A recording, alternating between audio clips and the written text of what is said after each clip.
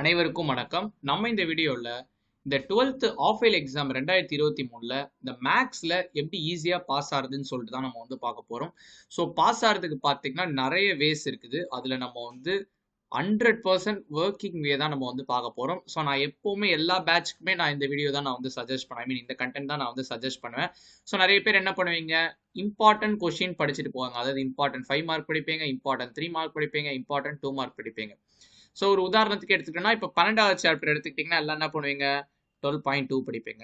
ஐ மீன் எதை ஸ்கிப் பண்ணுவீங்க, 12.1 ஸ்கிப் பண்ணிடுங்க. பட் 12.1ல இருந்து கொஸ்டின் கேட்டால் என்ன பண்ணுவீங்க?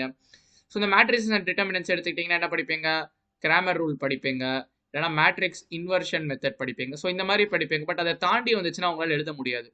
ஸோ ஆல்வேஸ் நான் என்ன சொல்லுவேன்னா, இந்த மேக்ஸ்க்கு பார்த்தீங்கன்னா இம்பார்ட்டன்ட் கொஸ்டின் போகாதீங்க. ஸோ நம்ம சேனலில் பார்த்தீங்கன்னா அந்த மேக்ஸ் சார்பாக ஒரு இம்பார்ட்டன்ட் கொஸ்டின் வீடியோ கூட இருக்காது. ஆனால் மற்ற சப்ஜெக்ட்க்கு நம்ம சேனலில் இம்பார்ட்டன்ட் கொஸ்டின் இருக்கும். ஏன்னு கேட்டிங்கன்னா, இப்போ மேக்ஸில் இப்போ கிராமர் ரூல்னு எடுத்துக்கிட்டிங்கன்னா நீங்கள் ஒரு பர்டிகுலர் சம் நீங்கள் படிப்பீங்க. ஸோ அந்த பர்டிகுலர் சம் ஃபோக்கஸாக தான் நீங்கள் படிப்பீங்க தவிர அந்த கான்செப்டை கற்றுக்கணும் நீங்கள் படிக்க மாட்டீங்க. ஸோ அதனாலே பார்த்தீங்கன்னா உங்களுக்கு லேக் ஆகும். ஸோ வேற மாதிரி ட்விஷ் பண்ணி கேட்டாங்கன்னா உங்களால் எழுத முடியாது. அது மட்டும் இல்லாமல் அந்த சம்மே கேட்காம கிரியேட்டிவாக கேட்டால் என்ன பண்ணுவீங்க, நம்பரை மாற்றினா என்ன பண்ணுவீங்க, இல்லை அந்த நீங்கள் படித்த அந்த கிராமர் ரூல் கேட்காம வேற ஒரு காஸியன் எலிமினேஷன் மெத்தடோ அந்த மாதிரி கேட்டால் என்ன பண்ணுவீங்க? ஓகேவா? ஸோ அதனால நம்ம இப்போ பார்க்க போகிறது 100% அஃபிஷியல் வே வித் ப்ரூஃபோட நம்ம பார்க்கலாம். ஓகேவா? ஸோ ஃபர்ஸ்ட் அண்ட் ஃபார்மோஸ்ட் எல்லாருமே என்ன பண்ணா, ரிகார்ட்லெஸ் ஆஃப் எனி திங் நீங்கள் உங்களோட புக் பேக் 1 மார்க்கை நீங்கள் படிச்சிடணும். So book back 1 mark. So 20 mark book back 1 mark அதிக வெயிட்டேஜ் கிட்டத்தட்ட. ஸோ நிறைய பேர் 1 மார்க் அப்படியே ஸ்கிப் பண்ணிட்டு போயிடுவாங்க. ஸோ 4 5 மார்க் எழுதுறதுக்கு ஈக்குவல். ஸோ அப்படி நீங்கள் ஞாபகம் வச்சுக்கோங்க. ஸோ புக் பேக் மட்டும் படிச்சீங்கன்னா உங்களுக்கு மினிமம் குறைஞ்சபட்சம் எவ்வளோ வர்ஸ்ட் கேஸ்னாலும் 13 மார்க் எடுக்கலாம். நான் இங்கே எழுதிடுறேன் 13. ஓகேவா? நெக்ஸ்ட் நம்ம 5 மார்க் செக்ஷனுக்கு போவோம். ஸோ 5 மார்க்ஸ் தான் மேக்ஸ்ல முக்கியமான செக்ஷன். ஸோ 7 5 மார்க் கேட்பாங்க. அது பார்த்தீங்கன்னா உங்களுக்கு 35 மார்க் வருமா? ஸோ 7 5 மார்க் பார்த்தீங்கன்னா ஐதர் ஆர் சாய்ஸ்ல தான் வரும். அப்போ டோட்டலாக 14 5 மார்க்ஸ் உங்க எக்ஸாம்ல கேட்குறாங்க. 14 5 மார்க்ஸ். எத்தனை சாப்டர் இருக்குது? மொத்தமே 12 சாப்டர் தான் இருக்குது. அப்போனா என்ன அர்த்தம், ஒரு சாப்டர்ல இருந்து மினிமம் ஒரு கொஸ்டின் ஷுவர். அது என்ன மீனிங், 14ல இருந்து 12 கேட்குறாங்கன்னா ஒரு சாப்டர் இருந்து மினிமம் ஒரு கொஸ்டின் கேட்டுருவாங்க. அப்ப நம்ம 4 சாப்டர் படிக்கிறோம். இந்த 4 சாப்டர் நீங்க தெளிவா படிச்சீங்கன்னா போதும், பாஸ் ஆயிடலாம். ஸோ அதான் நாங்கள் எழுதி கொடுத்துருக்கேன். Application of matrix and determinants, அதாவது அணிகள் மற்றும் அணிக்கோவைகளின் பயன்பாடுகள், அடுத்து கலப்பு எண்கள், அடுத்து நிகழ்தரவு பரவல்கள், அடுத்து தனிநிலை கடிதம். ஓகேவா? ஸோ இதுல நீங்க ஸ்ட்ராங்கா இருந்தீங்கனாலே போதும். ஓகேவா? ஸோ அதை தான் நம்ம இப்போ பார்த்துட்டு இருக்கோம் எப்படின்னு சொல்லிட்டு. ஸோ அப்ப 4 5 மார்க் 20 மார்க் அப்புறம்னு கேட்டீங்கன்னா அதுதான் கிடையாது. இப்போ ஏ பின்னு 8th ஆர்ல கேட்பான். இப்போ சப்போஸ் இந்த ஃபர்ஸ்ட் சாப்டர்ல உள்ள கொஸ்டின் ஏல வருது, பில பாத்தீங்கன்னா இந்த 11th சாப்டர் வருதுன்னு வச்சுக்கோங்களேன். ஸோ அப்போ என்ன பண்ணணும், நம்ம ஒரு கொஸ்டின் தான் எழுத முடியும் இந்த கேஸ்ல. ஸோ இந்த மாதிரி சுச்சுவேஷனுக்காக நான் 4மே எழுத முடியாது, 3 எழுத முடியும்னு நான் வச்சுக்கிறேன். ஸோ 3 எழுத முடிஞ்சா நமக்கு எத்தனை, 15 எடுக்கலாம் 5 மார்க்ல. ஓகேவா? புரியுதுங்களா? ஸோ லக் இருந்தா 4மே கூட எழுதலாம், இல்ல 5 கூட எழுதலாம் லக் இருந்தா. ஓகேவா? ஏன்னு கேட்டீங்கன்னா ப்ராபபிலிட்டி இருந்து 2 கேட்டாலும் 5 எழுதலாம், இல்ல காம்ப்ளெக்ஸ் நம்பர்ல இருந்து 2 கேட்டாலும் 5 எழுதலாம். ஓகேவா? ஓகே, நெக்ஸ்ட் நான் என்ன சொல்றேன்னா, இப்போ 2 மார்க்ஸ் 3 மார்க்ஸ்.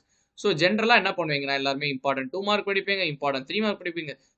2 மார்க் எது வேணா கேட்கலாம், 2 மார்க் 3 மார்க்லயும் கேட்கலாம், 3 மார்க் 2 மார்க்லயும் படிக்கலாம். அதோட பேர் நான் என்ன சொல்லுவேன்னா எப்பவுமே ஷார்ட் ஆன்சர்னு நான் சொல்லுவேன். ஓகேவா? சின்ன கொஸ்டின்ஸ் நம்ம அதை வச்சுக்கலாம். ஸோ மினிமம் பார்த்தீங்கன்னா, ஸோ நான் மினிமம் சொல்றேன், ஒரு 3 3 மார்க், ஒரு 3 2 மார்க் வரும். 3 3 மார்க் பார்த்தீங்கன்னா 9 மார்க், 3 2 மார்க் பார்த்தீங்கன்னா 6 மார்க். ஸோ 6+9 பார்த்தீங்கன்னா இங்கே ஒரு 15 மார்க்ஸ் உங்களுக்கு கிடைக்குது. ஸோ இதுலயே பார்த்தீங்கன்னா உங்களுக்கு 43 வந்துருச்சு. ஸோ எவ்வளோக்கு, 90க்கு. இது போக ஒரு 10 மார்க் இன்டர்னல். ஸோ 53 மார்க் நீங்க எடுக்கலாம் 100க்கு. ஸோ இப்போ இதுக்கு அடுத்து என்ன பண்ணணும்? ஸோ இது நீங்க பண்ணி முடிச்சுவீங்க, உங்களுக்கு டைம் நிறையாவே இருக்கு. ஸோ இந்த நேரம் பாதி படிச்சிருப்பீங்க நீங்க. இது பண்ணி முடிச்சுட்டு என்ன பண்ணணும்னு கேட்டீங்கன்னா அதையும் நான் சொல்லிடுறேன். நான் சொல்றேன் இந்த சாப்டர்ஸ்லாம் நீங்க பாருங்க. சாப்டர் 3 பாருங்க, சாப்டர் 4 பாருங்க, சாப்டர் 8 பாருங்க. இதெல்லாம் பாத்துட்டீங்களா? இதெல்லாம் பார்த்துட்டதுக்கு அப்புறம் நீங்க என்ன பண்ணணும்னா, நம்ம எதெல்லாம் ஸ்கிப் பண்ணிருக்கோம், 5 6 பண்ணிருக்கோமா, எய்தர் 5 ஆர் 6 படிங்க. ஸோ நான் சென்டம் எடுக்கிறதுக்கு சொல்ல, நீங்க அட்மோஸ்ட் 90+ எடுக்கிறதுக்கு நான் சொல்லிட்டு இருக்கேன். 90 இல்ல 95+ நீங்க வச்சுக்கலாம். நெக்ஸ்ட் பாத்தீங்கன்னா 9th chapter, 10th chapter, 7th chapter, இந்த 3ல 2 படிங்க, இதுல 1 படிங்க. ஓகேவா? ஸோ உங்களுக்கு புரிஞ்சிருக்கும்னு நினைக்கிறேன். Got it? அதாவது இப்போ நான் சொல்றபடி பார்த்தீங்கன்னா நம்ம 12 சாப்டர்ல 10 சாப்டர் நம்ம தெளிவாக படிக்கிறோம். இல்லை சார் எனக்கு எதுவுமே படிக்க முடியலன்னா அமைதியாக இந்த 4 சாப்டரை கம்ப்ளீட்டாக படிங்க. ஸோ கம்ப்ளீட்னா தரவா படிங்க, ஒரு சம் கூட விடக்கூடாது. எல்லா சம்க்கும் நீங்க ப்ராக்டிஸ் இருக்கணும். ஓகேவா? ஸோ இந்த 4 சாப்டர் தெளிவா படிச்சுக்கோங்க.